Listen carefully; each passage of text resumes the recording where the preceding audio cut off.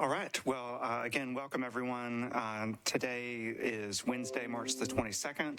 This is officially a meeting of the Planning and Zoning Committee of the Metro Council, although we will certainly recognize any of our members who were able to join us today for our discussion purposes at the end of our committee meeting or at some point during our committee meeting. I will ask members of the Planning and Zoning Committee to raise your hands so that we have at least a committee recommendation on the resolution as a whole, as well as on the various substitutes that we have.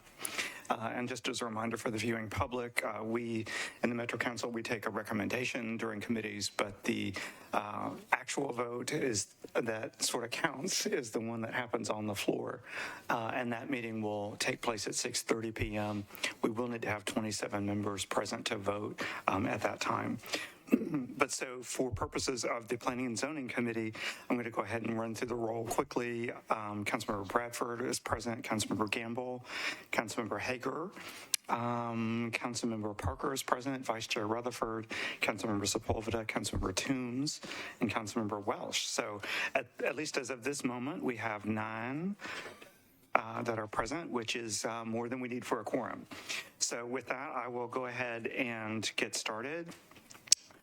Obviously, the purpose of today's special meeting is to discuss Resolution RS 2023-2062. The sponsors of that are Councilmembers Johnston, Van Rees, Furcher, and others. And just to go through the caption of it, just to get us started, what this resolution does is it directs the Metro Planning Department to prepare a council redistricting plan consisting of, at least in the initial resolution, of 17 district council members and 3 council members at large to comply with state law. Also requesting the Metro Planning Commission to hold the necessary meetings to approve the redistricting plan, and requesting the Vice Mayor to call any special council meetings that may be required to effectuate the redistricting plan that has been brought about as a result of the passage of state law. So I will, just to at least get it started for us for discussion, before we go into presentation from planning, I'll call on Vice Chair Rutherford to make a motion. I move approval of the bill. Thank you. Is there a second? Great. We have a second. And again, this really just gets us started for discussion. I've read through the caption. Is there any direction from council office that you might like to add to get us started before we go to planning, or? I think we can just go to planning. Okay. So Director Darby says we'll go ahead and get started with planning. So I know last Thursday we had a presentation from Metro Planning. We had a brief update at the beginning of yesterday's regularly scheduled Metro Council meeting as well. We did kind of ask planning to look at a couple of more factors, but having said that, I hope that most council members are familiar with the basics of the presentation. We'll just do a very brief run through just for a viewing audience so everything's in one place, and if Mr. Claxton could talk through that, that would be helpful, and I'll recognize the planning table. Sure. Chair, I'd be happy to. I did want to confirm, did you want me to go through the additional analysis or wait for the amendment, or wait until? I think the additional analysis at least is helpful, at least in terms of the district numbers versus at large generally. I know there are some other questions that might require a little bit more discussion, but just the overview would be helpful. Okay. So just as a reminder, these are the criteria that we use throughout developing council district boundaries. And we're waiting for a moment. Okay. I won't go through these again, but if anyone would like to refer to them later, I have them in the PowerPoint. In addition, so for the presentation tonight, I got the prior analysis on 15, 17, and 20 district configurations. I've also included a 16 and 4 configuration. So with 16 districts, the ideal district size would be about 44,700. And then this is the summary slide for our voting rights analysis of the different district configurations. We've included the 16 and 4 configuration here with potentially 2 majority black districts in that north and north area, 2 plurality districts in southeast that we expect could continue to support African American representation, for 25% of the districts potentially being held by black representatives. And then within the at-large or potentially an alternate configuration, we again show a range, 0 of 4, 1 of 4, and 2 of 4, leading to a range in overall black representation of 20 to leading to an overall representation of 20 to 30% African American. And so just in summary, the analysis of the Voting Rights Act is very situation specific to district's geography, the at-large performance, and the public's voting patterns. Our analysis does assume that larger districts will act similarly to smaller districts in electing black or brown representatives. We have focused our analysis on the district performance of 2 areas, North Nashville and north of the river, and southeast Antioch. All 4 of these district sizes considered can support continued African-American proportional representation. However, 15 and 5 does give the broadest pathway to maintaining representation. And in our understanding, more at-large seats does support greater access to counsel for dispersed communities. And Chair, that's the update that I have for tonight. Okay, thank you for that. Does anyone have any just quick questions about that information that we just received before we start the next phases of our discussion? I will go to Councilmember Cash. You're recognized. Thanks. Mr. Claxton, so you, like, in studying past performance or past results, like, how far back did you go?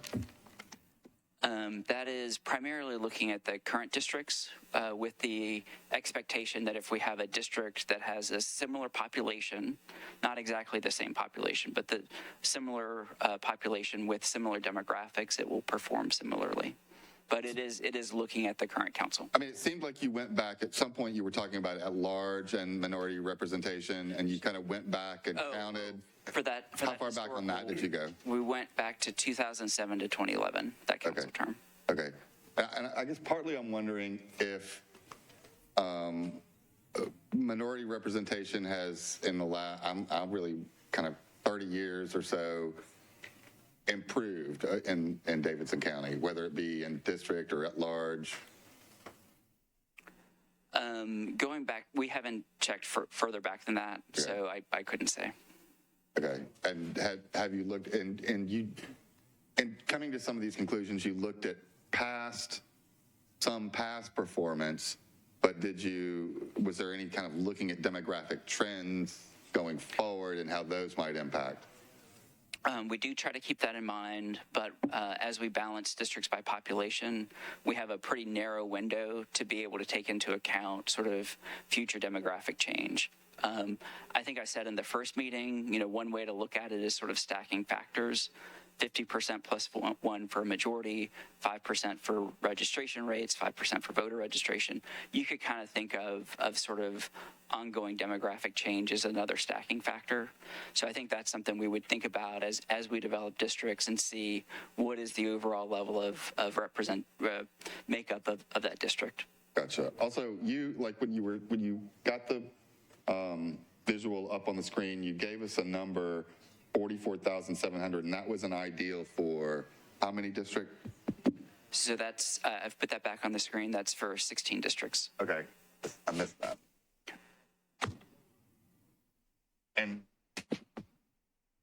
And so plus or 5, I'm sorry, I can't see well. What is the biggest for 15 is, what's that number? 47,700. And 5% of that would be about 2,350.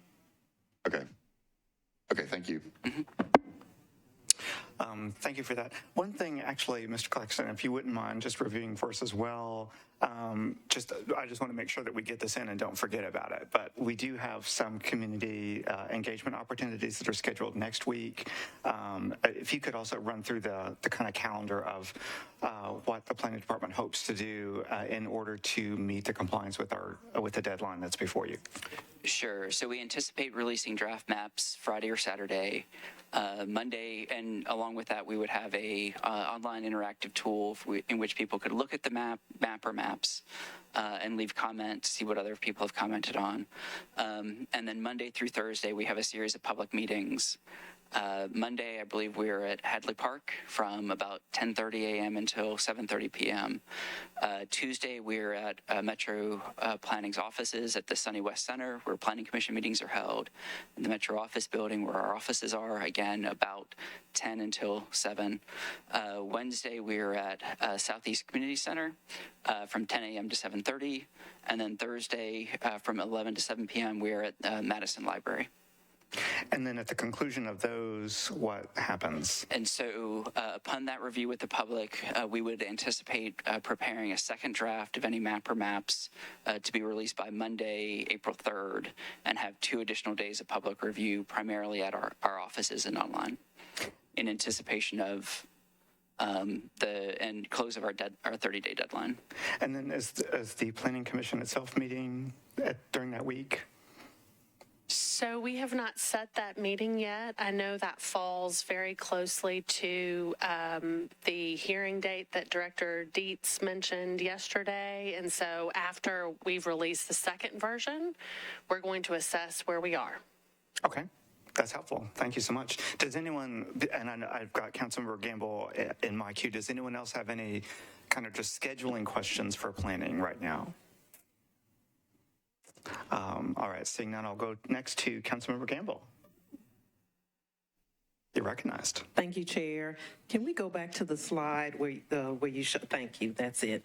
16. This is new from. We didn't have that analysis in the meeting last week. So if you could talk a little bit about the 16 for council district at large split. It looks like that we could achieve the 25% at that number, adding one district and having, and we would have 3,000 less constituents than with the 15.5. Can you talk a little bit about your analysis there? Sure. So just as a reminder, we kind of focus on 2 geographic areas in what we called North and North, kind of North Nashville, across the river into Bordeaux, up I-65 and I-24 to Parkwood.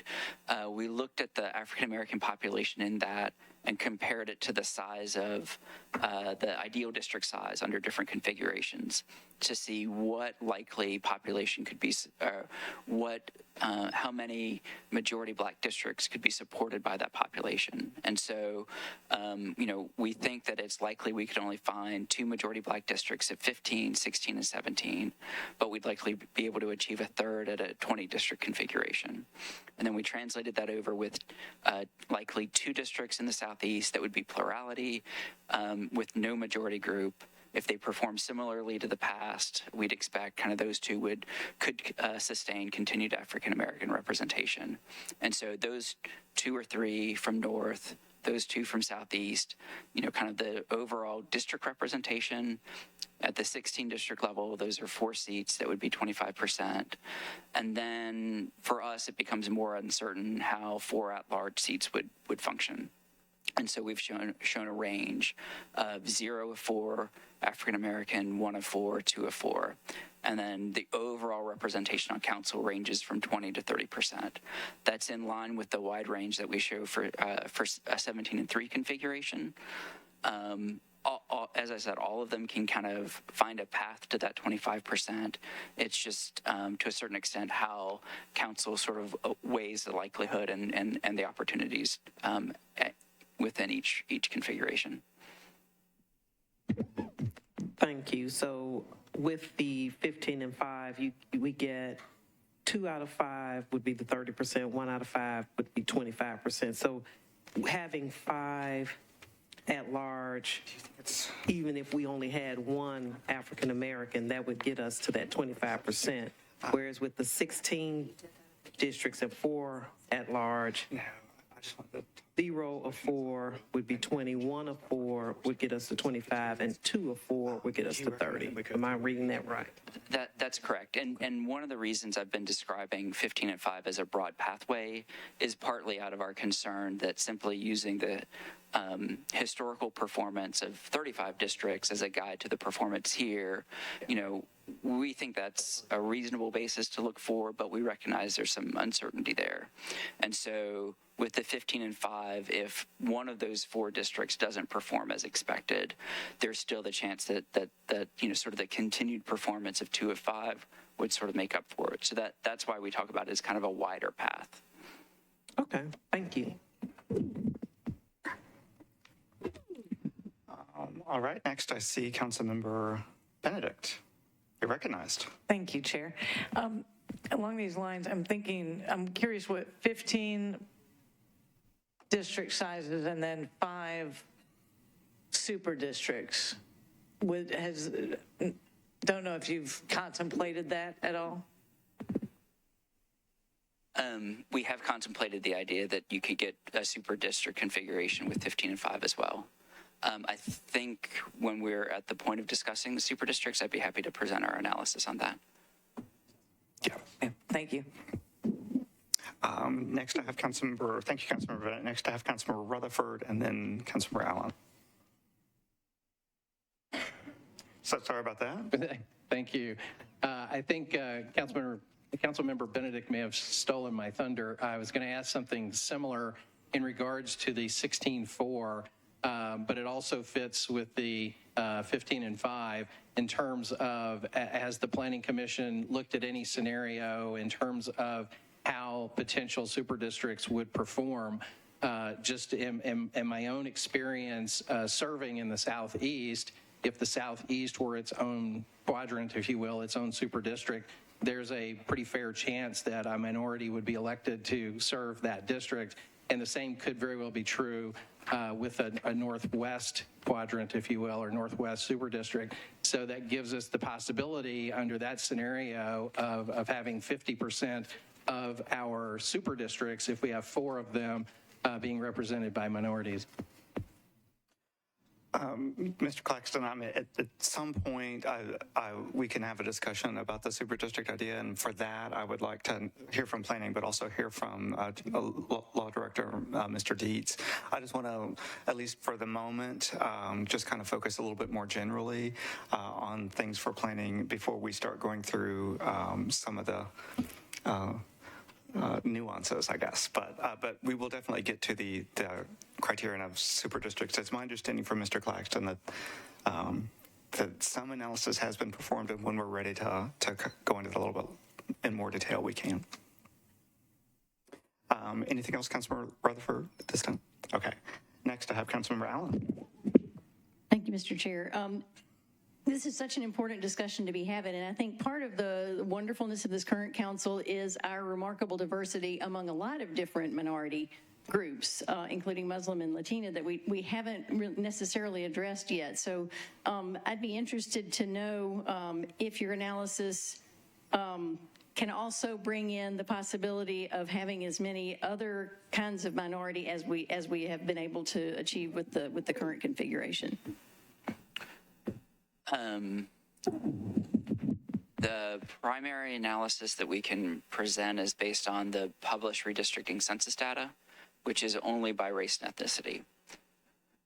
So we can revisit some of the information I presented on the Asian and Pacific Islander community, the Hispanic and Latino community from last time.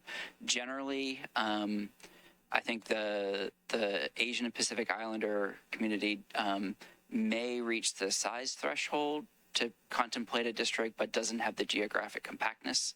The Hispanic community has the size and gets close to the geographic compactness, but we weren't able to identify a majority Hispanic district in the 35 district configuration in 2021. And so what we would expect is a continued plurality district in Southeast. And then that informs partly our thinking around the at-large, that it's the Hispanic community is the kind of a large dispersed community that might, could in theory organize around an at-large seat now or in the future. But our current history has shown 2 Hispanics in district seats. So how does that information figure into, because to me, one of the things is, does having more district opportunities create more opportunities for smaller districts where a plurality may open up that opportunity as opposed to having fewer of those. Generally, more districts would allow you to tailor more closely to a small geographic community. I will say that the unique thing about, like the flip side of the Southeast being a very, very dispersed or diverse community around a large area means that it probably doesn't change our ability to create a plurality Hispanic district at the different sizes. I mean, like it's a limiting factor from the 35 district perspective because there's no one place where you can kind of draw a circle and say, 50, 60, 70% of the folks here are Hispanic or Latino. But it does mean that the current district could be replicated at a larger size, if that makes sense. Anything else, Councilmember Allen? Great question.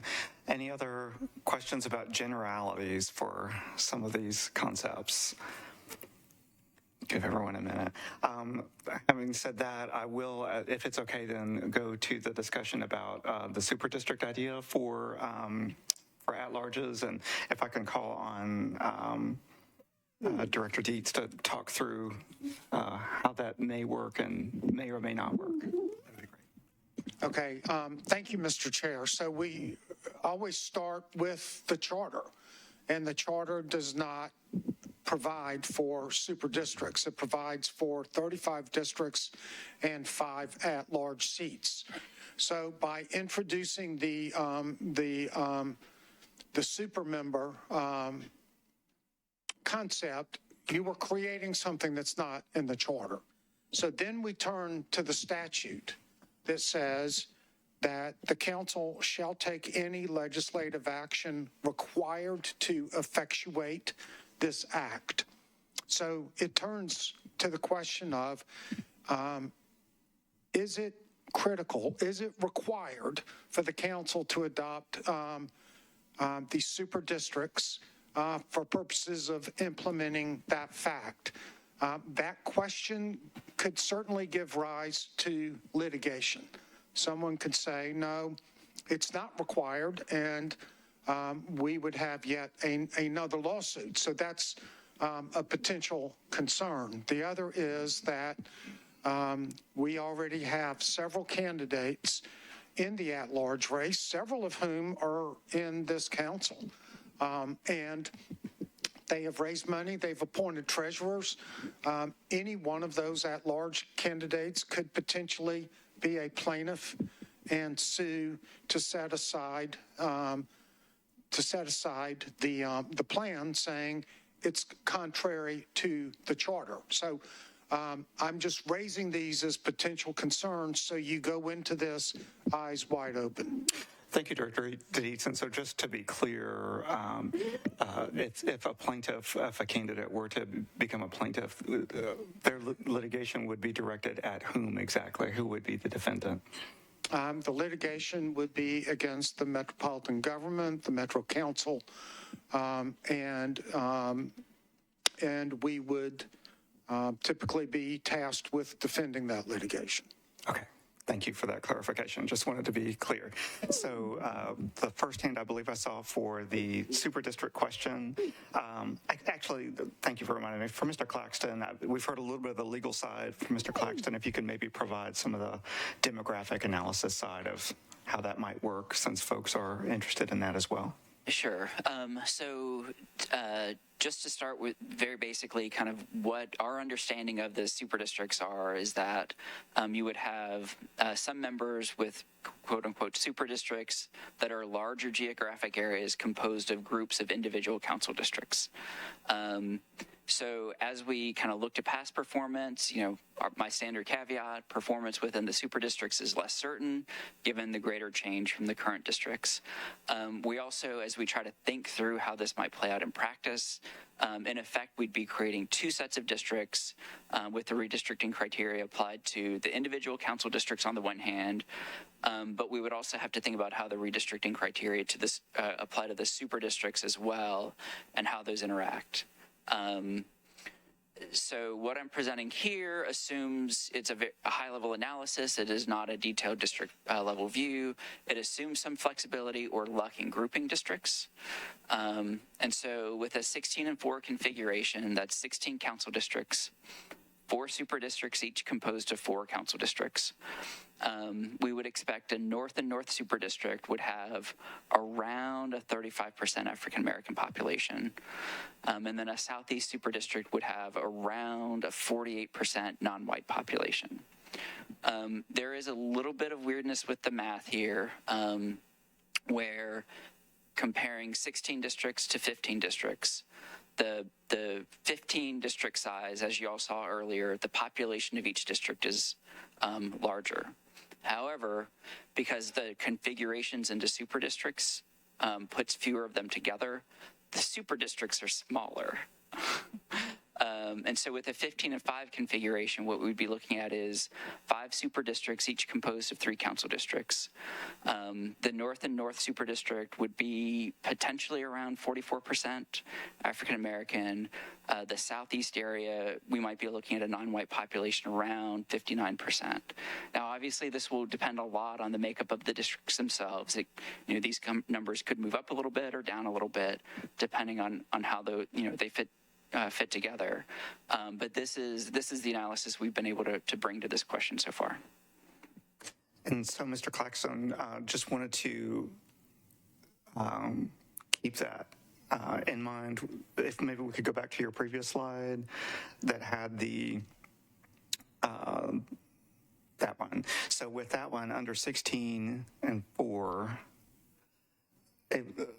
there would be out of the 4, let's say, one of the super districts would potentially have about 35% non-white population, and one would be about 48. One would possibly be potentially 35% African American population, focusing just on that community in the North area. Right. Yeah. And so one would, and then for Southeast it would be about 48. So neither of those would have necessarily they'd be maybe more like a plurality district. Is that what you were thinking? Mm-hmm. Okay. And then similarly for the 15 and 5 version, the 44% in North and that's 44% African American, 59% non-white in Southeast. That's right. And so that would potentially count for 1 or 2 of the 5 at-larges. Okay, I just want to keep those different pieces of information in mind at the same time. Thank you for that analysis. Next, I'll go to Councilmember Campbell. Thank you, Chair, and thank you, Mr. Dietz and Planning, Mr. Claxton, for that explanation, because not only would the super districts, from what I'm hearing, cause legal ramifications, but also it doesn't help with garnering the minority representation that some had hoped that they would help. So, and in addition to that, the logistics of a super district. I mean, what would the super district council member do? I mean, you have the council district member who is most directly connected to the community, serving that community, and then have a super district member that would I don't know, step over the toes of the council districts. I'm not sure what logistically that super district person would be doing. So I guess I'm saying all this to say there doesn't seem to be a good reason to have a super district that has been described here today. And if anyone can offer another summary of that, I'd be interested in hearing it. Thank you. Now I see the hands being raised. But if I can maybe, Councilmember Gamble, if I can maybe sort of restate that just from my own understanding. In the map as proposed, with at-larges being countywide at-larges, 16 and 4, you would either have 0, 1, or 2 that would potentially be minority representative. And it's not necessarily clear that creating a super district versus countywide increases the likely number of minority representatives in an at-large seat. Is that kind of what you're saying? Yes. So I'm saying that in regards to a super district. Mm-hmm. However, if you just have 16 council members and 4 at-large members, it seems, looking at this chart, that we could achieve the 25% threshold for minority representation while also adding an extra district that could potentially become a minority instead of a plurality district and have less constituents in those districts. So when I look at the 16 and 4 from this chart, I'm looking at a council district versus at large, not super district. But I think we've heard from the explanations of how the super district might be complicated. Thank you. Okay. Well, thank you for that, Councilmember Gamble. Planning will not be discussing job descriptions, but with the Mr. Dietz, if I maybe could call on you again, if it sounds like Metro Council were to sort of create the office of an at-large or super district, kind of at-large, super district version of at-large, would or could the council also give them a specific job description, sort of, I think to Councilmember Gamble's point about what would they be doing, which is not necessarily different today. But I mean, is that a possibility, or how would that work if the council wanted to entertain that? And I'm not suggesting that we do. So, good question. I hadn't thought of it. I suppose so. I suppose as part of this ordinance, or resolution rather, the council could add some definition to the job. As I recall in the charter, there's not really a definition of what the at-large members do as opposed to districts. So I don't know that it's required, but I don't know that it's prohibited. And so would it be accurate to state that the similar litigation risk that you referenced earlier would certainly be the same, if not increased, if that were to be pursued by the council? I'm sorry. In terms of the litigation risks, that if the council were to create super districts, I think earlier on you mentioned that there could be some litigation risk exposure if a current candidate or a candidate were to contemplate litigation, that risk would certainly still be there, and maybe there would be more room for that. Is that accurate? I think it's fair to say that shifting from at-large members to super district members enhances the risk of litigation. Okay, thank you for that. Now, I may not have seen all hands, so here's who I've got next in my list. So I've got Rutherford, I've got Councilmember Cash, I've got Councilmember Mendez, and Councilmember Hauser. And then Parker. Yeah.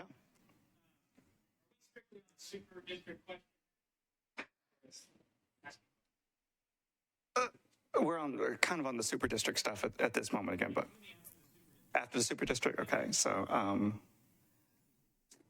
the folks I have, so just want to make sure everyone wants to speak specifically to the super district piece. So Councilmember Rutherford, Councilmember Cash, Councilmember Mendez, I'm assuming Councilmember Hauser also on that piece. Okay, so I will go in that order. Next is Councilmember Rutherford. You're recognized. Thank you, Mr. Chairman. On the issue of the super districts, this would be for Mr. Dietz, in terms of litigation and our possible exposure to litigation. There are candidates now who are essentially actively running and for at-large positions, but would any of those candidates or even potential future candidates, if we go with super districts, would all be a resident of a super district, and so therefore could still run for office. They're not prohibited from running for office, just like our districts may change. And none of us are prohibited unless we're otherwise term limited from running for office. So it seems that they would also have the ability to run for office. And so I'm not sure of the litigation part there. But I have a second question that relates to legal as well, and that is, if we were to go down that road of the super districts, and then if we were in turn later sued, would the state of Tennessee hold any jeopardy at legal jeopardy, because essentially they're the ones that created all of this. And if we're deciding super districts is our best way to move forward to give us the racial representation that we're looking for, minority representation we're looking for, then isn't it the state that essentially created this to begin with? So do they carry some jeopardy? Two questions. Go ahead. All right, thank you for the questions. First, I'm not saying that the current candidates for at-large would necessarily, certainly prevail in their case. I'm just saying it's a legal question that could present an interesting challenge if there is litigation, if they do bring it. Certainly, lines are adjusted every 10 years after the census. So that happens, districts change. All of you have just gone through that recently. So whether or not there is a vested legal right that the courts would uphold, I think is an open question. I'm not saying it's certain that they would prevail.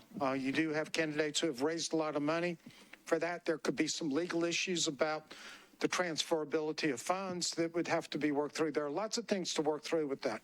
All I'm saying is if you make this move, there's a chance you'll have litigation, whereas if you stay with the current at-large system, that's already in place. So secondly, the answer is no. We have no recourse against the state for passing a statute. We, again, have asked the court to declare it void for being unconstitutional, but we have no legal recourse back against the legislature for a statute that they passed. Any further questions, Councilmember Rutherford? That does answer the questions, but there is one thing, though, that I wanted to point out, because Director Dietz had said something about the funds that are currently being raised by candidates, and some question as to what would happen if their circumstances changed in terms of at-large versus district. And the Election Commission was here and is here now and has presented to us previously that would not be a factor. That if you're running in a district versus at-large, or at-large versus a district, or in our case, one district becomes a bigger district, that money we've raised so far is not of a concern, that it would be just transferable over, essentially. And with the Election Commission being here, if they see that any differently, then we need to hear that, because that's what they have stated previously. Mr. Dietz, do you have any follow-up to that? Or Mr. Roberts? No. Okay. I don't see that we do.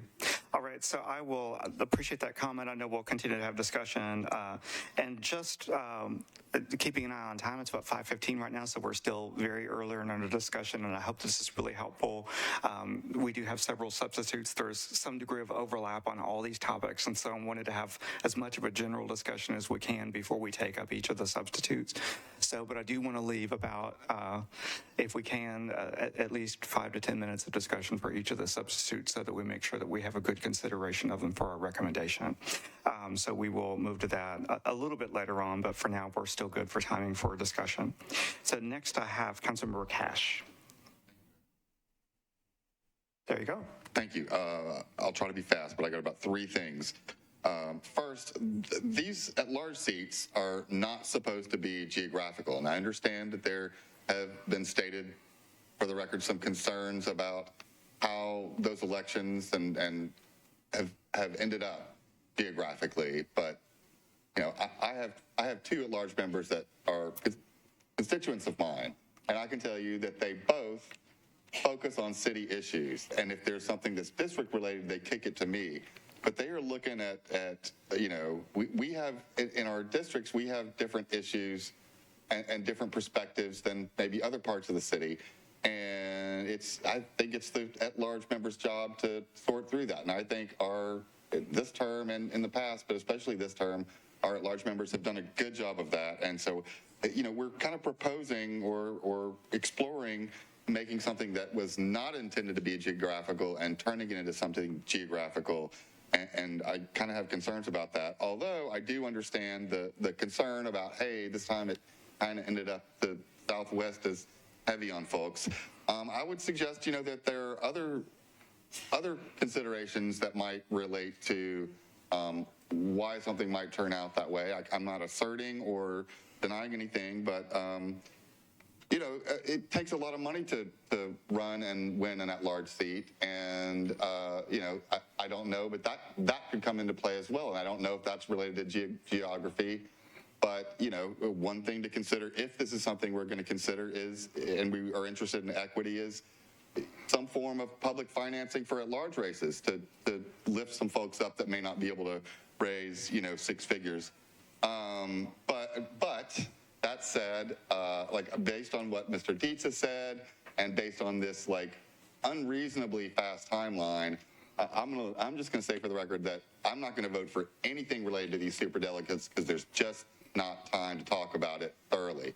The only time at this point that I could promise to vote for something related to superdelegates would be to put something on a charter amendment for the Nashvilleians to vote on. Thanks. Thank you for those thoughts, Councilmember Cash. Next, I have Councilmember Mendez. Thanks. And before I start, I want to make sure my questions aren't meant to support or not support the idea. It's just for elucidating the point. First couple of questions are for legal. You answered some of them. The current charter doesn't have a job description for district or at large. You already discussed that. And the concept of the super district exists in at least Memphis that I know of. They've got under state law, they're authorized to have a 3-for-1. And so recent candidate for governor is a super district member in Memphis. And just the way we figured it out for at-large and district, we'd figured out with super districts. The other thing about the enhanced risk of litigation, I guess I'm looking for a reaction to this statement. As near as I can tell, we've got enhanced risk of litigation if we go too fast. We've got enhanced risk of litigation if we go too slow. We've got enhanced risk of litigation if we do anything because we're making up a process to go super fast for the first time in 60 years. It feels like it's a litigation landmine in a lot of directions. Do you have a reaction to that?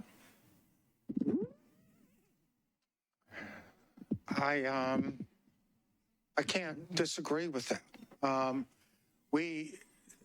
We are in uncharted territory, and we are on a timeline that has never been imposed, and we are trying to make decisions about critical matters without adequate time.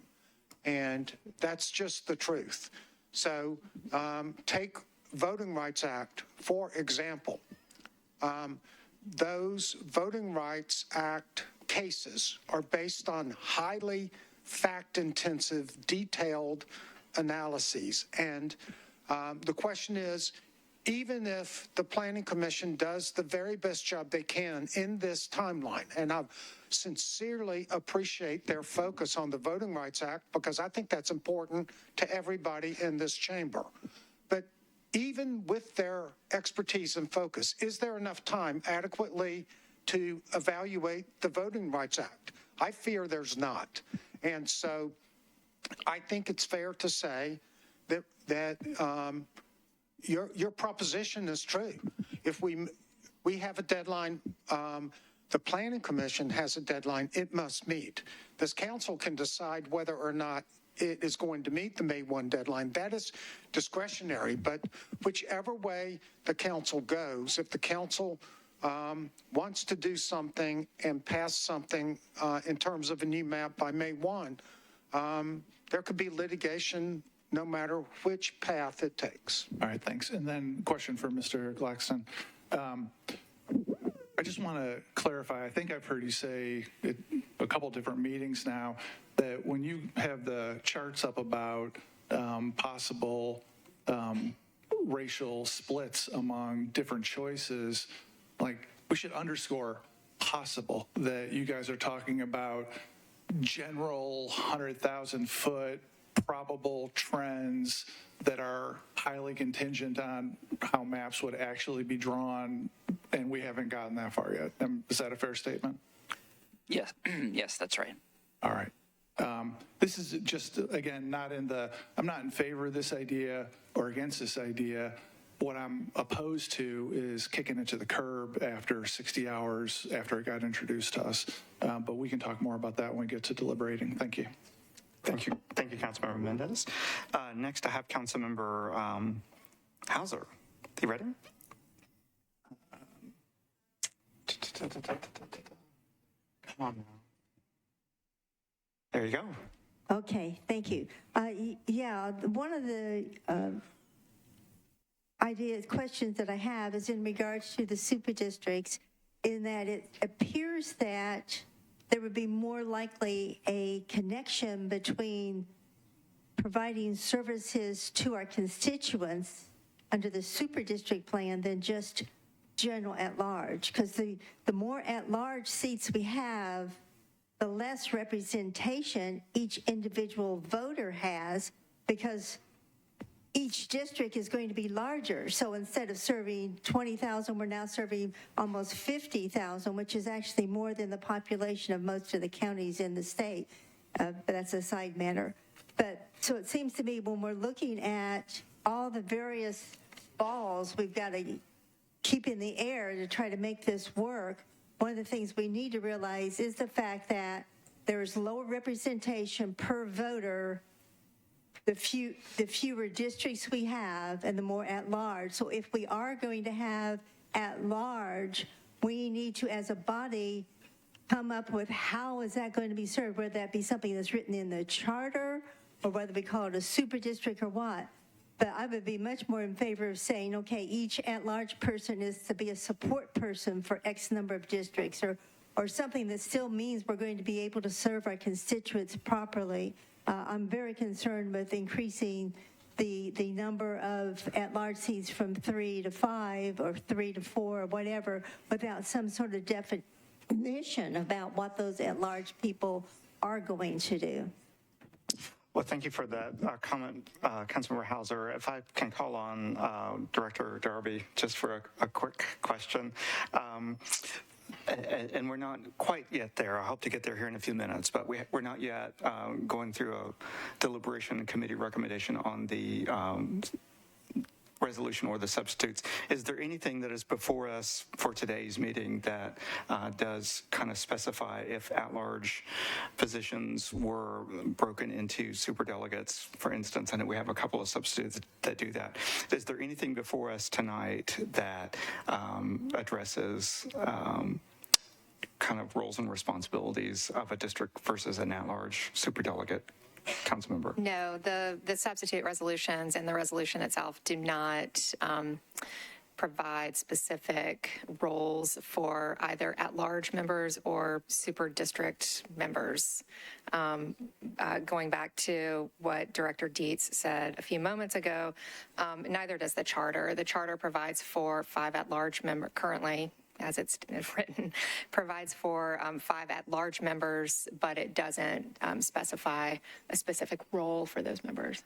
Okay, thank you. So just wanted to clarify that's a great discussion point to have, but it's just not before us, at least in any of the things that we'll be looking for a recommendation on today. Do you have anything else, Councilmember Hauser, at this time? Oops.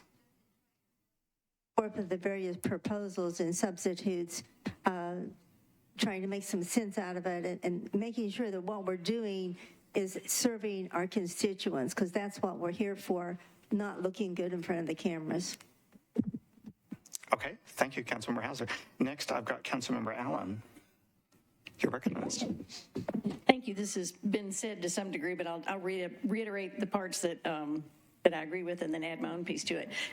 I'm looking at this as trying to balance several different really important things. And one, as Councilmember Hauser said, is how well we're able to represent our constituents. I think we all agree right now that with 18 to 19,000 over the past 4 years, they all have been able to know who we are at Access, and we've been able to go to their neighborhood association meetings. We're being challenged with either having twice that many or now more than twice that many as we talk about fewer and fewer districts. So I think that's something that we need to keep in mind. And then I think we also as we've been discussing with relation to the Voting Rights Act and just representing our community, to try to figure out how we can create an atmosphere where minority representation reflects what the community is. And again, we've got a really good balance now. I mean, we've got a great start on that. It's not, I wouldn't say we've got every community represented, but we have more than we ever have in our history, which is impressive. And then the third thing, I think, is just to reflect on what the at-large position has been historically, which has been, I would say, threefold. One, to look at the big picture, and two, to step in when council members have issues. And I've stepped in all four quadrants at this point, and I've traveled all four quadrants, and I'm sure my fellow council members at large have done the same as well. And then, I think finally, in theory, many council members are so overwhelmed with zoning issues that it is difficult for them to take on special projects and run with those, although this is a really hard working group, and many have, but just to be able to have the bandwidth to take on specific things. And again, I mean, that's a function of how many council members we have and who's got the time to do that. So I feel like we have to balance all of those within the framework of not trigger anything that'll get us sued. Thank you. Thank you, Councilmember Allen. Next, I've got Councilmember Rosenberg. You're recognized. Thank you, Mr. Chair. Speaking of enhanced risk of litigation, Mr. Dietz, you said that if we do the super districts, we'd be at risk because it's not in the charter, and we'd be getting rid of the at-large positions that people are currently running for. If we were to go to 20-0, we would also be getting rid of a position that people are running for. So that's another risk of another enhanced risk. That's right. Okay, thank you. Yes, I have a bunch of other general questions, but I'll wait until we're done with super district stuff. Or are we done with super district stuff? Actually, I believe that you're the last person I had in my queue that had wanted to speak to super districts, but Councilmember Rutherford would like another question, and then I'll come back to you, Councilmember. Thank you.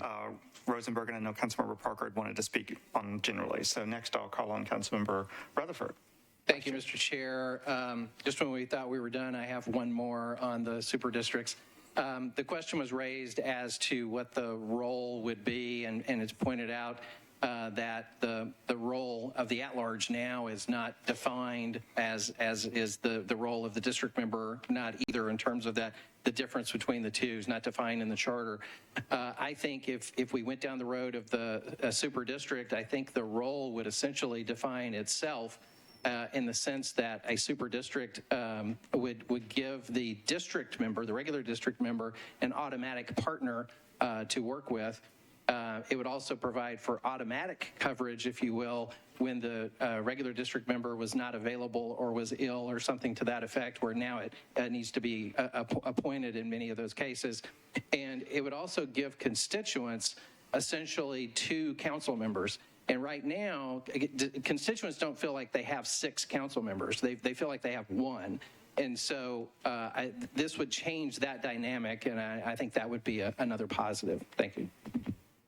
Thank you, Councilmember Rutherford.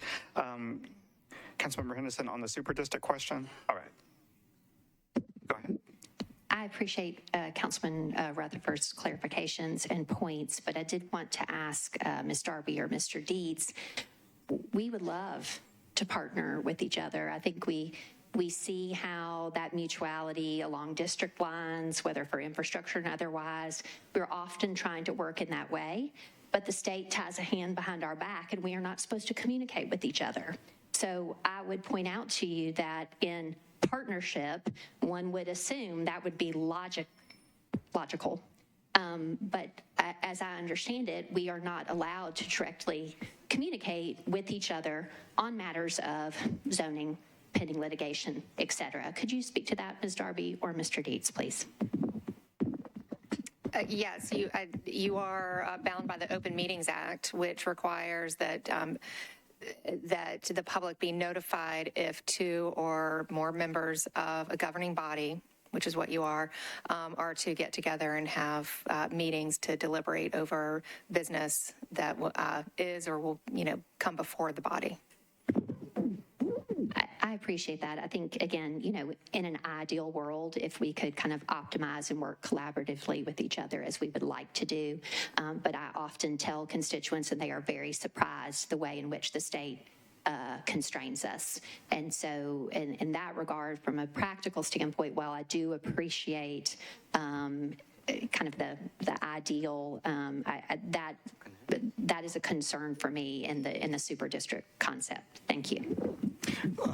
Ms. Darby has a point, and then I'll call on Councilmember Mendez. Just wanted to also clarify that there is one exception to the Open Meetings Act that the state legislature provided to us that we have enacted in the last year, and that is the online platform that's available to council members where you can communicate with one another without going to and without calling an open meeting, Council Connect. I do appreciate that, but again, just the logistical practicality of that for collaborative work is still very difficult. Thank you. All right. Thank you, Councilmember Henderson. Councilmember Mendez on this question. Go ahead. I'll do this in 30 seconds. Again, I'm not in favor of having at-larges or against it. I'm term limited. I'm gone. Something else is going to happen, and any of them are workable. However, and I've heard the question, what the heck do at-larges do more in the last couple of days than I've heard in a while?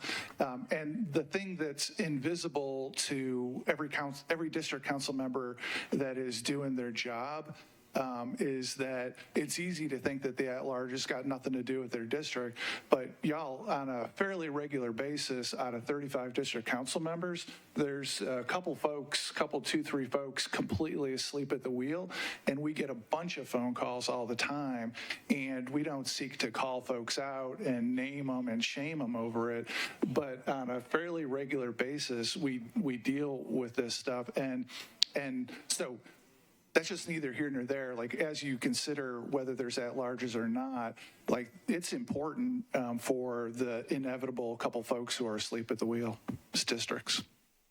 Thank you, Councilmember Mendez. We definitely appreciate not naming names in the body. Any other discussion about this kind of super district question specifically before I've got a short list of folks that have general comments, and then I do want to leave plenty of time to go through each of the substitute proposals. So for super district question, Councilmember Porterfield, okay. I am so not seeing things backwards. It makes me dizzy every time. Go ahead. Thank you, Chair. I was listening from the car. So I apologize. I missed a little bit as I was walking in, so I apologize if this was already covered. I know Councilmember Cash made reference to the impacts that how could I say this? He made reference to the super districts and the financing of at-large races, and I think that when considering the super districts, and I'm not saying I'm for it or against it, but I do think that one thing that we should consider is that a super district will give representation to communities, whereas our at-large individuals have primarily come from one part of town. If we do consider the super district concept or idea, you do have the opportunity to get more representation in various parts of towns. And I know that a lot of times when we're looking at these city issues, legislation impacts communities differently, and how legislation impacts East Nashville is not the same way they'll impact Southeast Nashville. So when you have 4 or 5 votes of people who live in one part of town, they're looking at legislation through that lens. So I do think that we should at least consider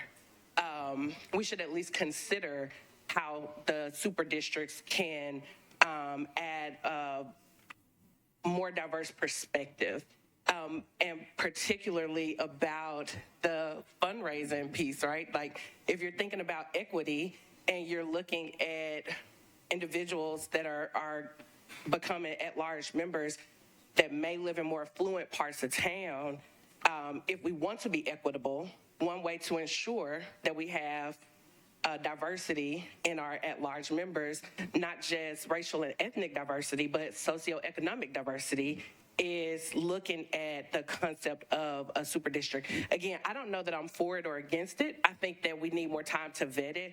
I understand that we're on a truncated timeline here, but I do think that it is important that we consider all options that are available to us and that we should not just write them off so quickly. I would love to get more community feedback on that and hear what the people in the community have to say. So thank you, Chair. Thank you, Councilmember Porterfield. I know that feedback is important to all of us and to the planning department and Metro Legal as well. And we just have some constraints, at least for this phase, for the planning commission themselves. All right, so anything else on the super district idea? And then I have a couple of folks that had wanted to speak on the bill as a whole. I've got Councilmember Parker and Councilmember Rosenberg. Possibly Rutherford, we'll see. But any others on that short list? And then I want to leave plenty of time to go through each of the items for a recommendation. Councilmember Parker, I'll go to you. You're recognized. Thank you, Chair Withers. So I had just a quick comment about the at-large. We've discussed kind of what is the role of at-large, and I have found there to be a lot of value in those positions. But like what will often happen with me is like someone will email me and they'll email the 5 at-large or the 4 at-large people, and then like all 4 or 5 of us will go to town on something, like let's say there's something that needs escalation with codes. So then you've got 5 different people going to 5 different staffers, and that's maybe not the most efficient way to escalate issues. So I'm not. I think it's good that we're continuing to discuss kind of these roles and how it can work better. I've never used that platform, but it's not like I can call up, or the at-large can call me up and say, hey, have you heard from this person? And, can we help? Anyway, I'll move on. So my question that I initially got in the queue to ask is for Greg and the planning table team. And my question is sort of, and I've been trying to figure out how to phrase this best, if we were to ignore all the history of how we arrived at the at-large and district split, if we were to ignore sort of the existing lines, if we were to ignore that at-large exists, has there been any look at what would be an ideal number in terms of maintaining communities of interest and minority representation, be that 7 or 9 or 11 or 13? Like, has that analysis been done by staff? Not in the abstract, primarily because of the complications I went through last time in terms of sort of putting together what are called minority opportunity districts, how that relates to legislature size, how that relates to geography. It quickly becomes very complicated and cumbersome to sort of manage all of those variables at one time. So we haven't looked at that in the abstract. Okay. I don't want to ask y'all to do busy work if I don't think it's going to yield anything that's going to be useful to this process. But I do think it would be interesting to know sort of what that might look like. But I'm not going to go so far as to ask y'all to do that because I think you have more than enough to be looking at right now. And if I may, I think for Mr. Claxton in his presentations, he's shared that there are multiple goals for redistricting and that no one map will ever meet all of those goals equally well. So I think that's just a realistic challenge. It's an understandable goal, I think, especially for council members that represent specific neighborhoods and communities like that, but it's difficult to balance all of those things. But that's a great question. Anything else, Councilmember Parker? No, thank you. Okay, thank you. Next, I'll have Councilmember Rosenberg. Thank you, Chair Withers. Just kind of 3 rapid-fire questions for Ms. Darby, Mr. Dietz. So planning has to draw a map by April 10th, correct? And does it have to be a tenable map or one that we accept? It has to be a map that's drawn and presented to the council. And that's it? Yes, and Okay. the council. And we can say this map is no good and ask them to draw a new map, correct? I believe that you can vote that map up or down, and you could also ask for a new map to be drawn, yes. Okay, so if that's the case, then like alluded to last night, Planning, all they have to do is bring us a map by April 10th. It doesn't have to be a good map. It can be a garbage map. It can be 1 district, 2 districts, 4 districts if they're feeling motivated. But April 10th is a fake deadline. It's not one that we should pay any attention to whatsoever. Our deadline on making a decision of what we're going to do is in May. I direct you to the email that Mr. Jameson sent out in the last hour or two, where he surveyed the council on our preferences, and he presented us 6 options. Since then, there have been 2 additional options presented by council members Toombs and Gamble, and out of those 6 options, not one had more than 8 votes as our preference. It's entirely possible, likely even, that that number has gone down with the addition of 2 more options. There is no louder way to say that we are not prepared to make a decision on what to do tonight. What we decide as far as this split goes is going to be what we're stuck with for decades. The maps are going to be here for 2 elections, and then they're going to be gone and redrawn. By far, the most consequential thing we're going to do is decide how many districts we have and how many at-large seats we have. And for us to do it on an expedited time frame like this, where we have no idea what we want, we have 0 idea what the public wants because there's been no community public engagement whatsoever, would just be incredible legislative malpractice. We see that happen up the road a lot, and we don't need to follow their lead. Let's get the information we need before we make a decision. Thank you. I'll recognize Mr. Dietz. Thank you, Mr. Chair. As to that last point, it is 100% this body's decision whether it comes to a recommendation tonight or not. And that's within your jurisdiction. And I do want to comment, though, on the notion that planning could present a farce of a map, and then this council could vote it down. It is important that we put our best foot forward. Everyone in this chamber knows what I think about this act of the legislature. I've spoken against it repeatedly. You've hopefully read our lawsuit and our memorandum of law. You know what Metro Legal thinks about this act. And so let me make that clear. But at the same time, it is the law. And this body has had 3 meetings on this act in 7 days. This body is acting in good faith to deal with this law. It is the hand this body is dealt, and the same hand has been dealt to the Planning Commission, and I am convinced the Planning Commission should act in its in the best interest of Metro and in good faith to present whatever map it presents. All right, Councilmember Rosenberg. Thank you, Mr. Dietz, and I have complete faith, and I'm sure that Mr. Claxton has been working very long hours to present a map. That's to what I said literally, but actually my point stands. The April 10th map is not something that affects one way or another where we end up.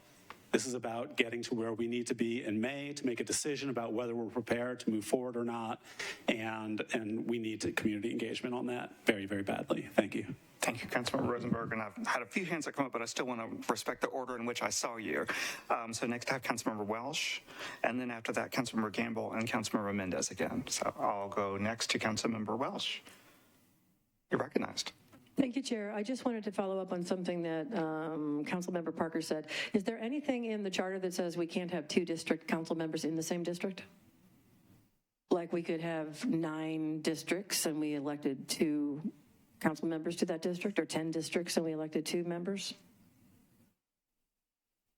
I don't believe so. I think that the charter just says that we have a total of 40 district council members. It doesn't say either they shall be 1 per district or prohibits multiples per district. Thank you.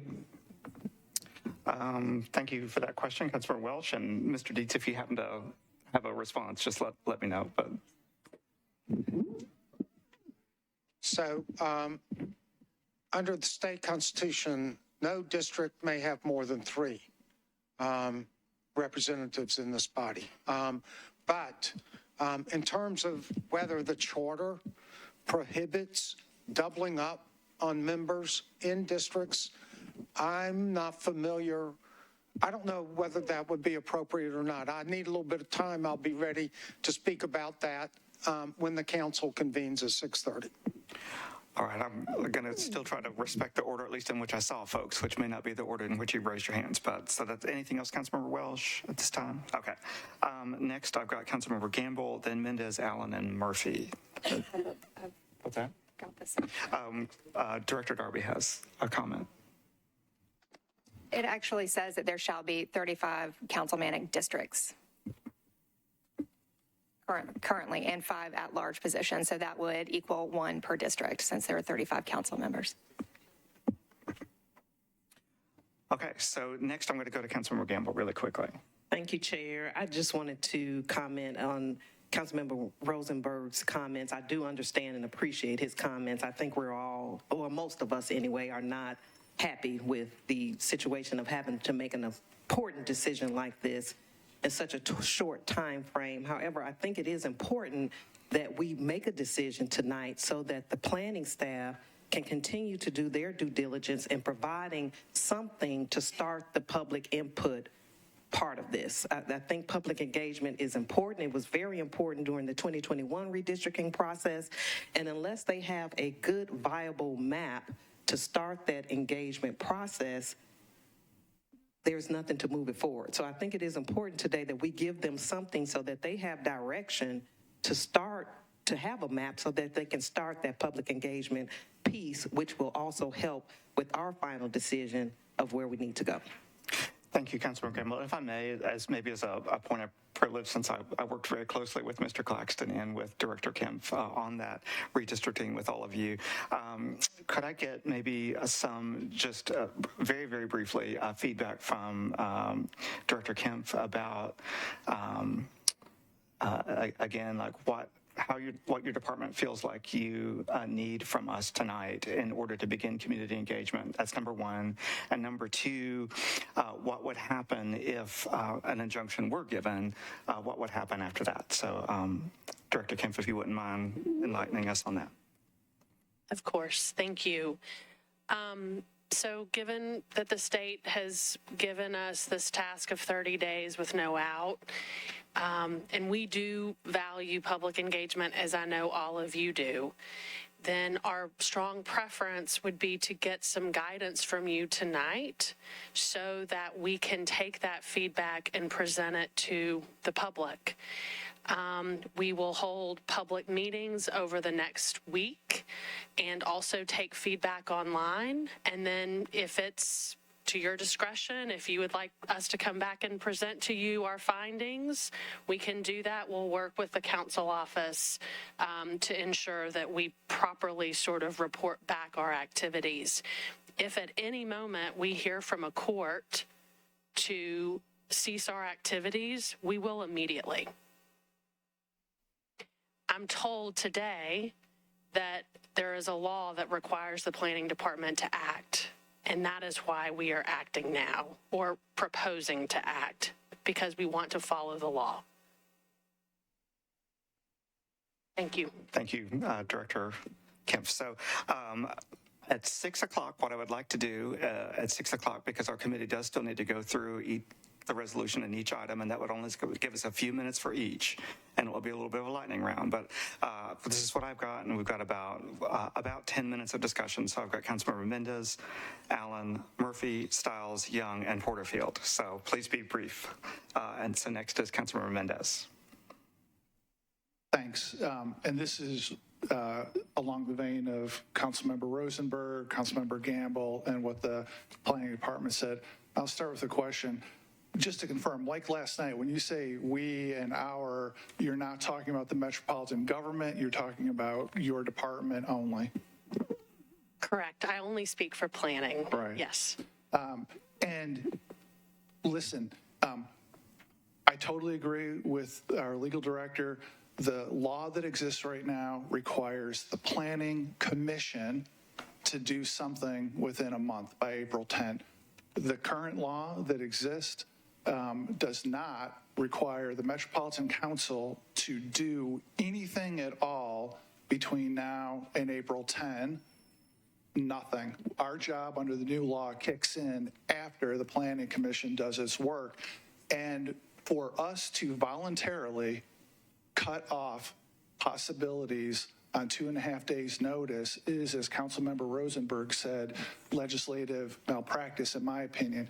We have not heard from Metro Legal, and I may be putting them on the spot now. I have not heard that they recommend that on behalf of the metropolitan government, we, the council, should narrow it down to one idea or two ideas or three ideas.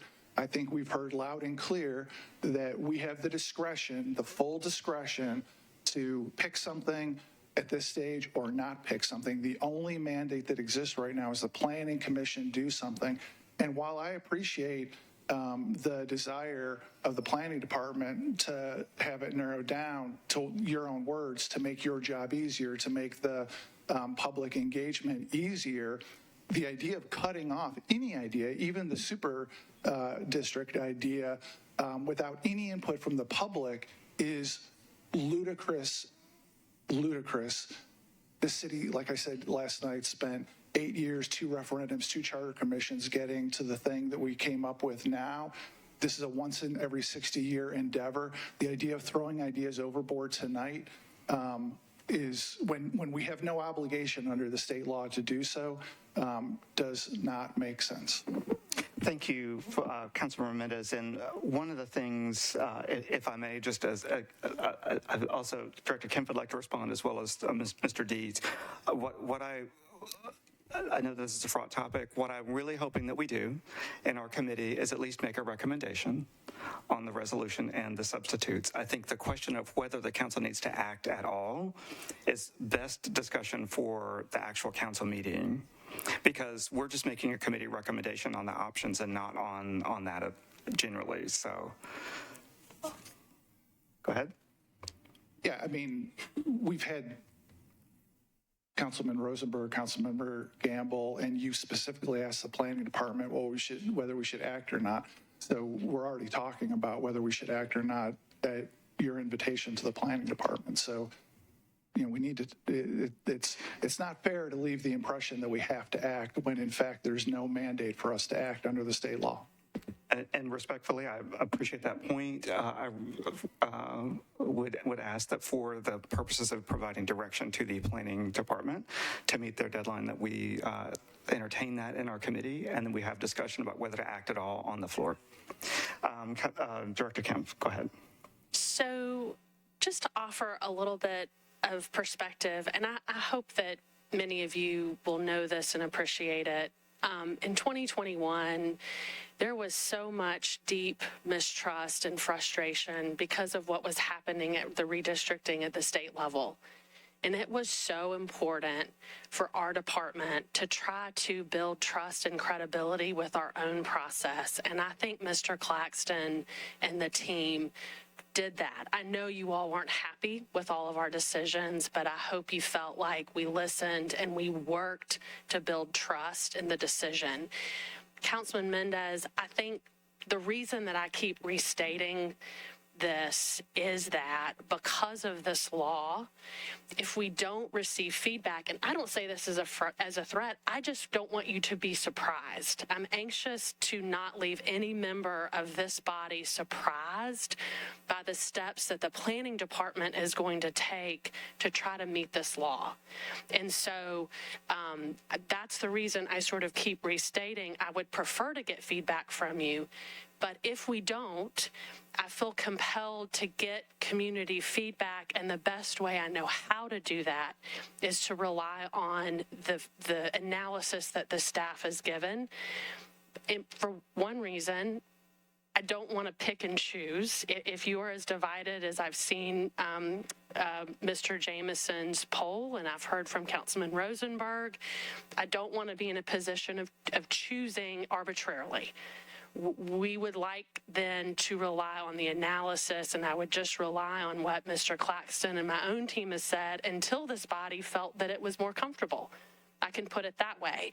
I just want to reassure you that it is not ideal for me to move forward without you. And it is preferable to have direction and guidance. But if for some reason we can't, and I, as a citizen of this city, greatly understand why, Councilman Mendez, for all the reasons that you listed, I just don't want you to be surprised by the steps then that the department would take. And I don't want you to feel like I'm going in a parallel process in opposition to you. And so that's why I've sort of put the pressure on to get feedback. That's it. So thank you for giving me the opportunity Thank you, to state Director Kempfen. I think Mr. Dietz, do you still want to speak quickly? And then I do still have several folks I'm hoping to get through before we run the gauntlet of all the committee votes for recommendations on the substitutes. Go ahead. Thank you, Mr. Chair. Very briefly, as I've said before, the state law ignores this step. The council is not required to do anything tonight or to give any guidance to the Planning Commission by the state law. That's a very narrow statement. The state law doesn't require it. It is up to this council to decide whether it wishes to do so this evening. Thank you, Director Dietz. All right, so really quickly, Councilmember Allen. Thank you, Mr. Chair. I appreciate this discussion. Just to put this in a slightly larger context, I think we all agree that we would love to have more time, 5 months, 8 years, whatever.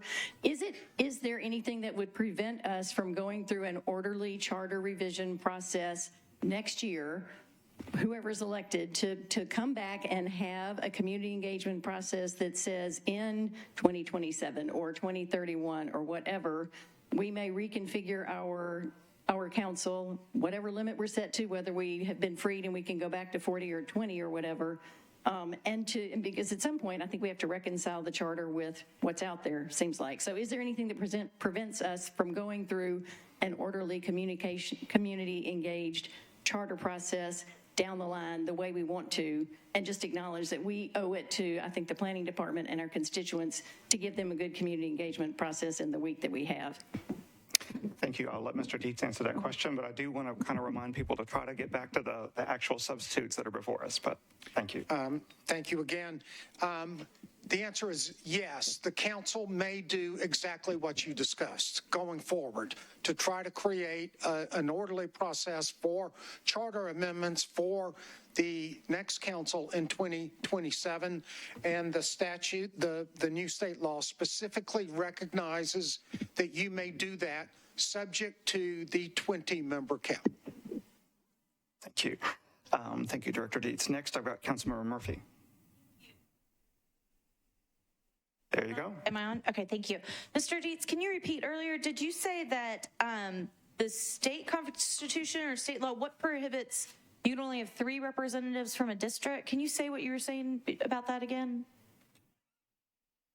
I did say that, and my able colleague here reminded me that the state constitution provision that caps it at 3 is a provision that exempts metropolitan governments. So there is no state constitutional cap for metropolitan governments.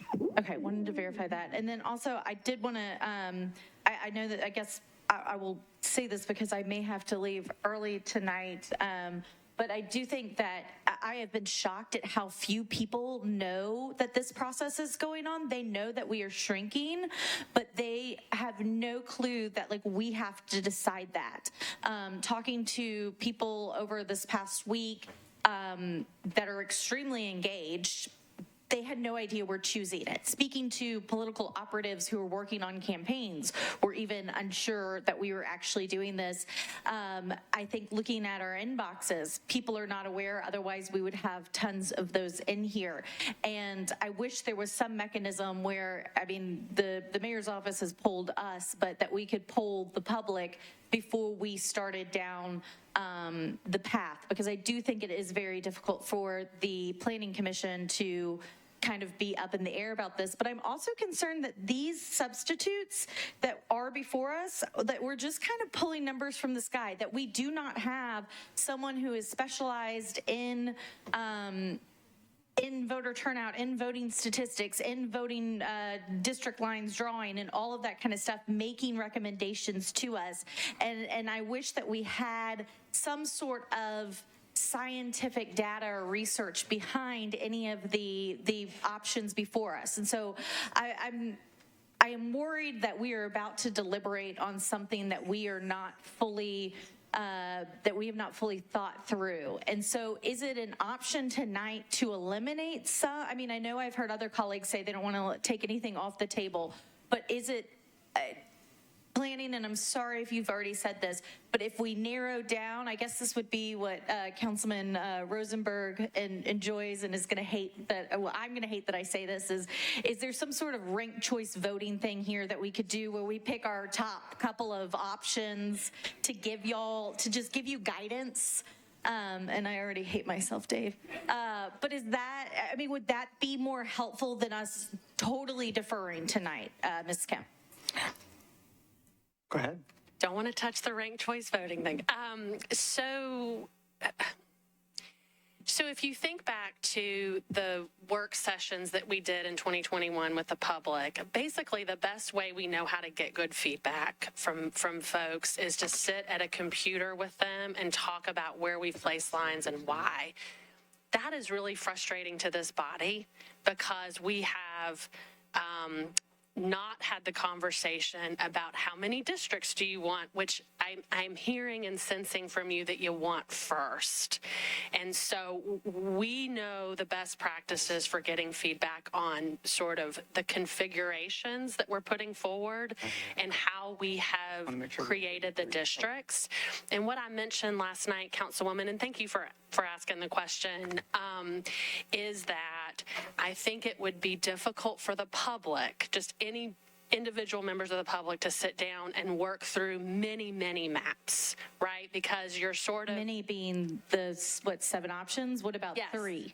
I think that is more manageable. I think anything, I mean, to your point, if there is a true sense that there is a number that you want us to investigate and an alternative, we will put that map together and go and try to get feedback. Is that a 2? You'd like to, if we could give you 2 suggestions tonight? I think that would be great. 2 to 3 suggestions tonight would be ideal target for the Planning Commission, is what I heard. Thank you, Chair. I move to the next section. Thank you. Councilmember Stiles, you are next. Please, just a reminder, please, everyone, please be brief, because I do still need to get a committee recommendation on each of the substitutes, but please go ahead. That's not directed at you, Councilmember Stiles. This is your first time speaking, and thank you. Thank you, Chair. I will be super brief. I just really wanted to take a moment to thank the Planning Department, because I know this is bedlam. No, I'm going to get done in a second, Councilmember Young. Thank you for the time, Ms. Kemp, Mr. Claxton, and what you're about to walk into. I know this is really hard to hear from us, basically, that we're all unhappy, but this is not new news. No one's been happy knowing when this bill was first proposed, waiting for it to be voted on, all of these things. So for the time that you're taking, we do appreciate your efforts. I know it seems like we're just barraging you with stop, don't do, we don't care, but that's not the case. So thank you. Thank you, Councilmember Stiles. Next, I got Councilmember Young. You're recognized. Thank you. If we choose an option tonight and it goes and planning draws that map and has public engagement and there is massive outcry, can we then, as council, say, no, instead of 15 and 5, we hear that we want to do 16 and 4. But are we able to make that change so long it is before May 1? I'm getting head nods. I would want to hear from Mr. Dietz, but in my reading of the law, yes. I think the planning department would seek to respond to the public in those meetings in whatever manner that we hear. So we are not necessarily getting pregnant tonight with this. We are asking, we're not getting married per se, maybe it's better, but okay. We're not committed. Thank you. Thank you, Councilmember Young. Anything on that, Mr. Dietz? Okay. Next, quickly, Councilmember Porterfield, then I've got Councilmember Bradford and Councilmember O'Connell. I believe you wanted to speak. Is that right? And then after that, Okay, Rosenberg. But then after that, it will be lightning round for committee members only, at least to get us a recommendation, then we can continue on our discussion. But go ahead, Mr. Dietz. Do you have anything you want to say? Oh, okay. Sorry about that. Councilmember Porterfield, I'm so sorry. You are recognized. Thank you, Chair. I just quickly want to say before I get started, March 22nd, 2023 at 6:03, I just want to make sure that we all acknowledge that Councilmember Stiles actually gave platitudes and thanked someone before she speaks, because she always chastises us for doing that. So I just want to make sure that we all remember that she did that. Planning Department talked about they have 30 days with no out, and Planning Department does have to do this regardless of what this body does. Planning does have to come up with a map. They also discussed public meetings over the next week. A week is not enough time, and we all know that, but a week is not enough time to do any meaningful public engagement. And the law is for planning to act, not for council to act. Council does have an out if we do not have enough community engagement. The implications of this are going to be long-term. Yes, can the council come back and say 4 years from now or 8 years from now we do something different? Absolutely, but that does not undo the damage that can be done from this. And I do agree that Mr. Claxton did a great job getting the trust of the community through this planning process. However, when communities have been subjected to institutional racism, redlining, all the things that communities experience, one good experience does not then negate years and decades and hundreds of years of bad experiences. And the community does not trust when we do redistricting because, you know, for a myriad of reasons, the community doesn't trust that. And I think if we push forward with this, we are furthering the distrust that the community has. One big concern that I have is that we just did a redistricting, and I know that I may have been maybe one of the only people that was actually a candidate last year. People actually came out to vote at the wrong precincts because they didn't realize that their districts had actually changed. So now we're looking at a third district and a third set of elections, and when people get there and they find out that's not their district, they feel disenfranchised from the vote. We need time to engage our communities and also educate the communities that we now have different districts and they're going to have different voting locations. I'll be brief, I'm wrapping up. I also wanted to acknowledge what Councilmember Parker said. We're saying 20, but the legislation says no more than 20. The ideal number may be 9, or maybe 13, or maybe 15. We don't know that because we are rushing through the process trying to meet an artificial deadline that's not our deadline to meet. The burden of the deadline is on planning. Planning can come up with some maps. This body can vote those maps up and down. We have the opportunity to truly engage this community. To Councilmember Murphy's point, we can have planning, work with an electorate specialist to look at the voting patterns, look at the districts, and to come up with a best case scenario for the number of districts. We can then have community meetings on those numbers of districts. The council can then vote. We can have maps based on the best 3 recommendations, get more community engagement, and then the council can vote. Again, that can't be done by May 18th, but that is something that can absolutely be done. Planning will meet their deadline. We would engage our communities. So just remember, we don't have to make that decision tonight. And lastly, since I'm not on the committee, so I won't get a vote, when you all are talking about if we need at-larges, I will say that last year, I unexpectedly ended up in the hospital, and it was an at-large member that had to take care of my district. You don't know when somebody may have a baby, get sick, get in a car accident, and constituents need representation. And if we don't have at-large members, the burden would then be on a fellow colleague. So just please consider that when you are voting on the amendments. Thank you, Chair.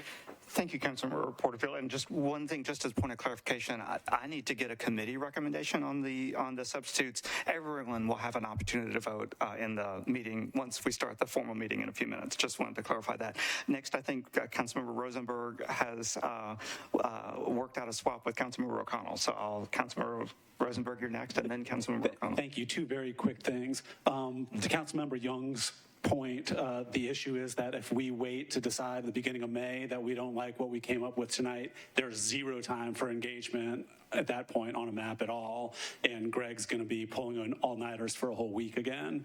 To Councilmember Allen's point about us being able to come back and change the number next year, remember that will require the body, however it's composed then, a supermajority of the body to agree on that and then get it before the voters. So that feels like a long shot based on the disagreement tonight. That's it. Thank you. Thank you, Councilor Roseworth.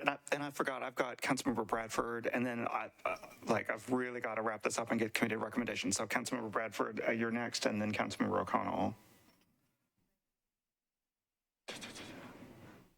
There you are. Thank you, Chair. So this is going to be a really brief question. Last night, to my recollection, when asked, what would planning department come up with if we didn't do a recommendation, you said 15 and 5, correct? No, I said I would rely on the advice of the staff, and I'm hearing the same thing all of you are hearing, which is that 15 and 5 would give the widest pathway to meeting all of the criteria. So absent any other feedback from this body, that is what I would go to, because I need a basis for moving forward. I don't think I said I'm going to do 15 and 5. I said I'm going to rely on the advice of staff if I don't, and you've heard the same thing that I have heard. So you've not been contacted by any individuals or entities outside of metropolitan government to lobby for 15 and 5 or one other option? No, I'm relying on the staff. I've gotten lots of questions over the last month, but no one is calling and saying it has to be this. I'm relying on what the staff, all that analysis you've seen over the last week is what I'm hearing. I need a basis to choose what to present, what map or maps to present to the community. My basis is here in this body, and if it's not here in this body, then it must be with what the staff has given me, however complete or incomplete as of today. All right, thank you. That was my questions. Thank you, Councilmember Bradford. Councilmember O'Connell.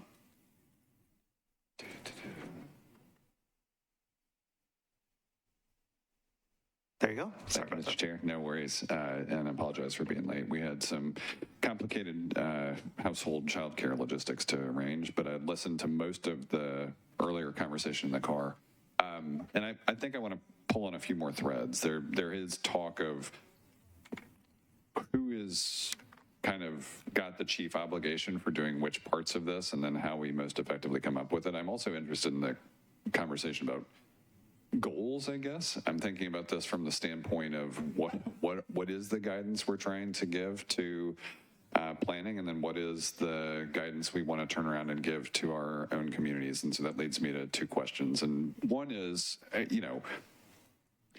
if we have the goal of doing a few things, maybe maximizing diversity, for instance, or allowing for greatest representation, coming the closest we could to the sweet spot between number of available seats and greatest amount of Democratic representation, which Nashvillians have said over and over again through the decades that they prefer smaller districts and greater access to council members. Are we looking at things, and maybe this might be a question for Ms. Darby or Mr. Dietz, in an all options are on the table scenario, I guess I would ask, are we considering options like, hey, if we were to dissolve Metro, how many seats does this make available between a county and then a city government? And does that actually produce a better outcome? Are we looking at those kinds of things as we come in tonight? There are 2 late filed amendments tonight. There are there's discussion of super district, which was new, I think, to most of us since last week. And I'm just wondering,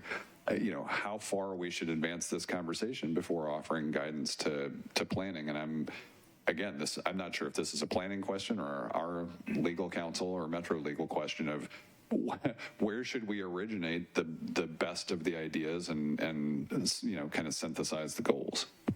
Mr. Dietz, would you? Thank you for the question. I think under these circumstances, this council can consider any of the options you just mentioned. Certain of those would require a referendum and a vote of the people, certainly, but this council can react to this by doing drastic things or less drastic things. So I think all those options are available. All right. And then I guess, having been through the process of complicated notifications to voters and taxpayers in the past, and I suspect there's probably an authority issue, but would we have the legal authority to require that the Davidson County Election Commission notify the voters of Nashville and Davidson County that this is in fact the result of an action by the state? Because we've certainly seen confusion in the past where, hey, this is a thing that's happening, and it turns out people think this is Metro or they're council members or whatever. And I want to make sure that we are doing our level best to inform the voters of Nashville who are affected by this that this is an act of the General Assembly. May I take that under advisement until the full council comes back? I'll look at that. Off the top of my head, council member, I would say that Metro Legal or this council could request that. I'm not sure that it could mandate that the election commission, the 5 members, implement that suggestion. If the election commission is not, I think it may be worth and I guess we can save this for later, but I think knowing that as we think about this being a planning action, can we use some part of planning budget or whatever else to send a companion mailing to the impacted voters to make sure that it is clear how we got to this point? I think that option is certainly available. Thank you. All right, folks, it is 6:18, and we've had a lot of discussion. And I still have to get a committee recommendation on multiple substitutes. I'm going to go to Councilmember Roten first, and then I'll come back to you, Councilmember Bennett, because he hasn't had a chance to speak yet, but I will come back to you. So there you go. Thank you very much. Chair, I appreciate you letting me talk for just 1 second. So I think everybody knows that whether it's 20 or 15, those numbers going up and down, the Budget Committee, once you do this, we are going to be looking at what the proper salary is based on the numbers that you give us. And I guess I've been talking with a few folks, and I was thinking, if you've got 15, you're going to have a lot of work, and you need to be paid like you are working a full-time job, because it is going to be a full-time job. Whether or not the at-large members, the 5, deserve to be paid the same amount, I think that's something for the council members to decide, but they're not going to have near the amount of work that the 15 council members are going to have in those districts with all the rezoning that they're going to have. And that's just a fact. So I just want y'all to keep that in mind when y'all start looking at the numbers, that that's an issue that we're going to be looking at on the Budget Committee. So thank you very much. Thank you, Councilmember Roten. I'm going to recognize Councilmember Benedict, and at 6:20, I'm going to start going through the vote count, at least for our committee recommendation, and we can continue our discussion later. So go ahead. Thank you, Councilmember Withers. So could the planning department put on the redistricting website a poll or question of some sort that says to the public, hey, what are your thoughts on the size? I'm not sure exactly what that poll would be, but or could we do a public hearing on this on April 4th? We already have a public hearing scheduled for that. This would at least provide the opportunity for the public to be engaged, to give the public probably the best opportunity to be heard on this would be at that. I know that would be a long late night for us, but I think it's worth it. This is unprecedented. I think we really, to give the public the best opportunity to be heard, that might be it, April 4th, in addition to the work you're doing. Thank you, Councilmember Benedict. I'll give planning an opportunity to respond to that, and then I'm going to go into running through the substitutes. So go ahead. Whoever would like to speak to that from planning. We can look for ways to incorporate that into the public feedback or the engagement that we're doing. You know, as we've highlighted, one of the struggles we're having is kind of too many different things that we're asking about at the same time. But it's something we can certainly explore doing, and how to make that natural and informative for the public, as well as just kind of putting the question out there. Okay, thank you. And with that, and in recognition of everyone's time, I'm going to go through the Director Darby to go through a description of each. We're going to have to hold additional discussion until the next meeting, unfortunately, but we do need to get a committee recommendation. I'm going to ask Director Darby to go through the substitutes in order. We do have the ordinance has been brought before us. I'm moving to defer the ordinance until April 4th. Any action at all until April 4th. That's not recognized right now. I'm going to go through the, there's no motion on the floor other than the bill itself, so. We do have a motion on the bill. Okay. All right. So, point of order from Council. Is there a second? Okay, we have a second. Vice Chair Rutherford. Just want to point out, as we are a committee, and I know that we're in a crunch for time, if you will, but at the same time, being a committee, the full council will wait on us, so we don't have to rush if there are others that want to speak. I want to move along as fast as anybody else, but I just wanted to point that out. I appreciate that, Councilman Rutherford, but I also do want to be respectful that the general public is probably going to be tuning in with the expectation of a council meeting starting at close to 6:30, and sometimes we start a little bit late, so I would like to have a committee recommendation. So we do have a motion on the floor.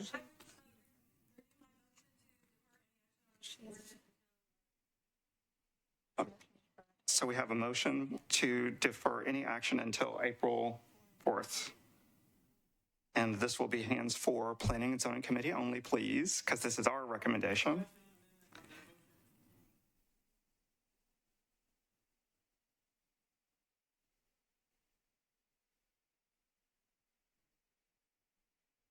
Go ahead. I wonder if the mover of the amendment to defer would consider amending that to schedule a public hearing for April 4th.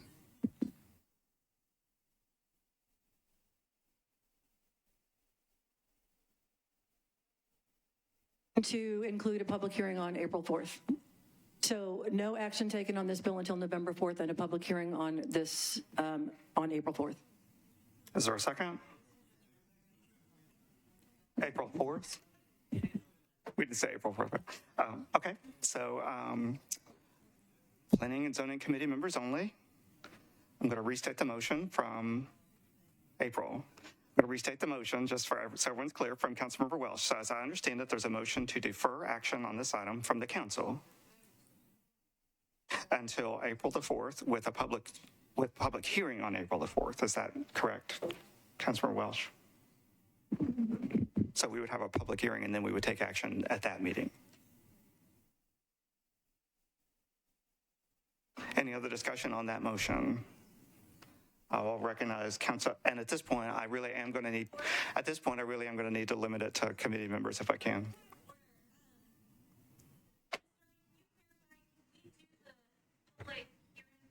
That part of the motion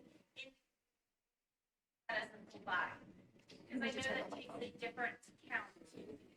It does take a different, you're correct, it does take a different count, and once we are at the full council So we'd have to do that in the full council meeting? You'll need to have two motions, one to, if they're, this is a recommendation from the committee to the council. This is not a floor vote. Once we get onto the floor, then it will require two votes. One, I believe, is a 2/3 threshold. Yes. The other is not.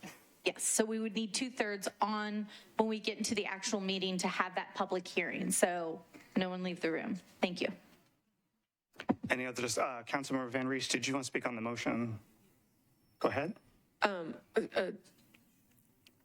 The committee would be making a recommendation for deferral with the public hearing. So therefore still making some sort of recommendation. I was concerned that the body wouldn't be able to do anything without a committee recommendation. So that would be, okay. The second question was whether or not public notice we're under 2 weeks for a public hearing. Is that a concern? I'm just asking. We can look at it, but I think that might just be related to planning and zoning matters that are coming before the body. Okay. And then the third question is, just so that I understand before I vote on this, should we make this recommendation and then in the council they support that recommendation, the planning staff has indicated that they would probably go ahead and move forward with a 15 and 5 for public comment without any additional recommendation. I'm just trying to understand that before I. Director Kim?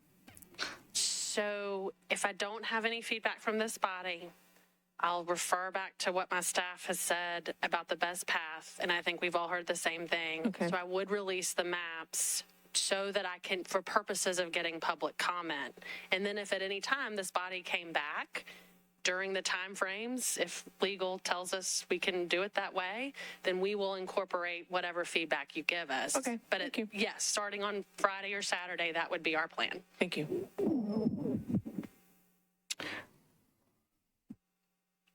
All right, so we have a motion to defer council action until the Metro Council meeting on April the 4th, at which time there will be a public hearing.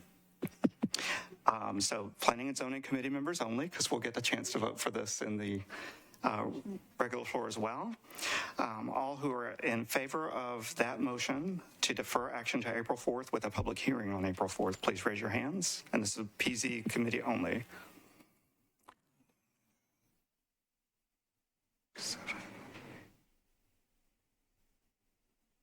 11? How are you voting? 11? I'm going to vote no. I feel like I counted 10. Please keep your hands up. I'm so sorry about that. And I know folks could sit down. That helps us to see some hands that we might not be able to see because I'm short. So.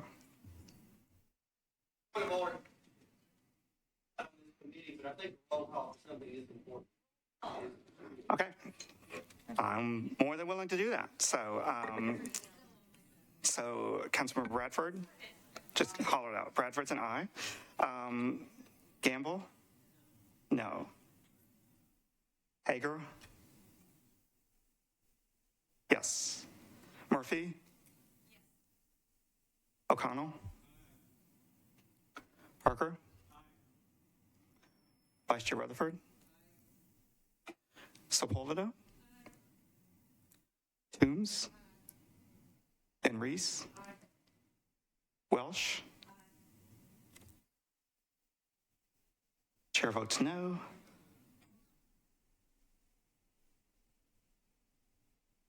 That will be 10 in favor, 2 against, and none not voting.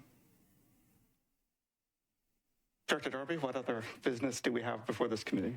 Was that a vote over the objection of the sponsor? That's a great question. Councilmember Johnston?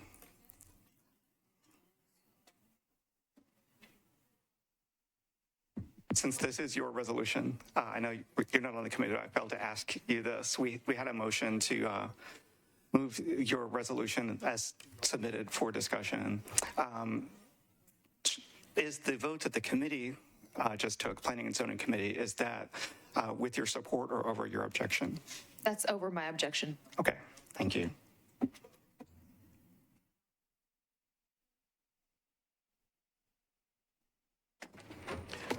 One moment, please.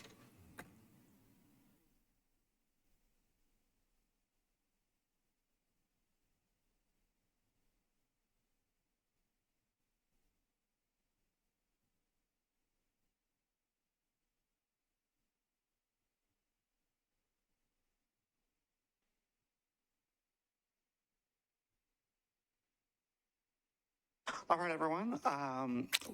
With that, I declare the Planning and Zoning Committee meeting. We have voted on our one item of business, and I declare our committee meeting adjourned. Thank you.